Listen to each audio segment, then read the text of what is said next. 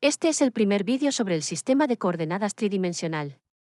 En realidad es un repaso de cómo se definen los ejes en 3 dimensiones, y algunos de los detalles que hay que tener presentes cuando vayamos avanzando en el curso. Todos recordamos que en 2 dimensiones los ejes se definen como los vemos acá. Tenemos un eje X y un eje Y.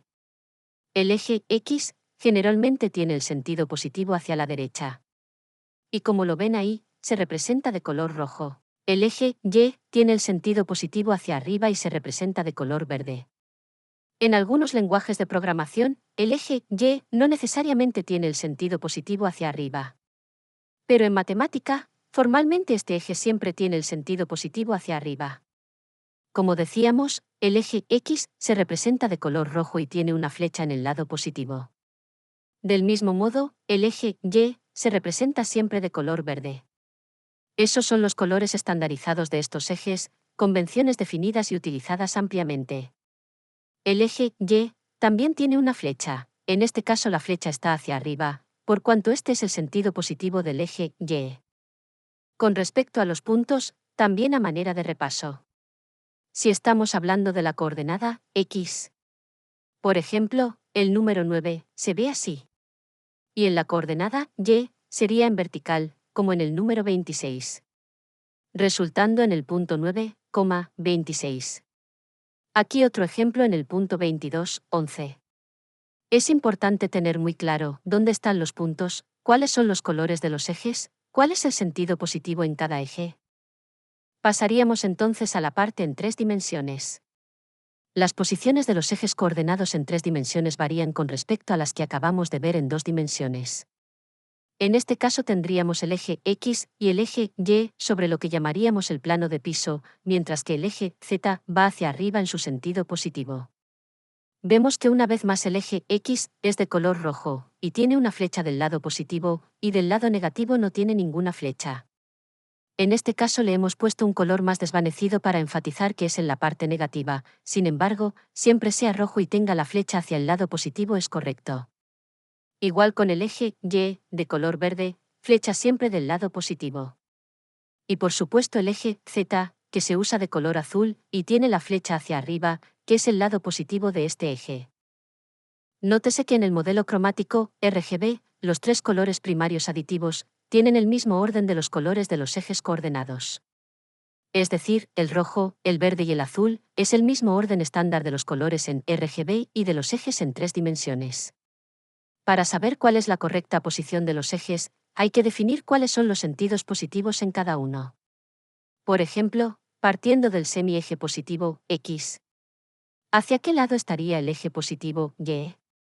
¿Girando a favor de las manecillas del reloj? ¿O en contra? En la definición estándar, partiendo del semieje positivo, X, se debe ir en contra de las manecillas del reloj para encontrar el semieje positivo, Y. ¿Dónde estaría entonces el semieje positivo, Z? Para eso se usa lo que se llama la regla de la mano derecha. En la regla de la mano derecha, como la vemos aquí, se pone la mano derecha y mientras el dedo índice está apuntando al semieje positivo, X, el siguiente dedo, que sería el dedo medio, estaría apuntando al semieje positivo, Y. En esta posición, el pulgar quedaría claramente alineado con el semieje positivo, Z, que estaría hacia arriba. Esto es importante porque esta posición de los ejes se usa en todo tipo de cálculo vectorial. De no identificarse correctamente los semiejes positivos, por ejemplo, de hacerlo con la mano izquierda, el eje Z quedaría viendo para abajo en su semieje positivo.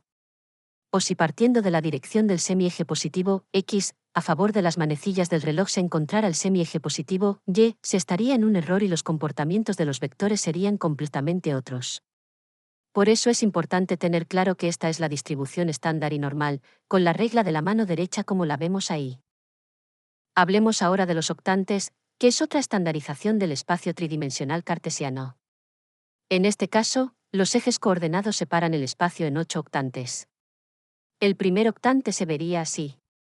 Como se ve, en este primer octante, los 3 semiejes son positivos, y por esa razón, un punto dentro de este primer octante tendría sus coordenadas X, Y y Z necesariamente todas positivas.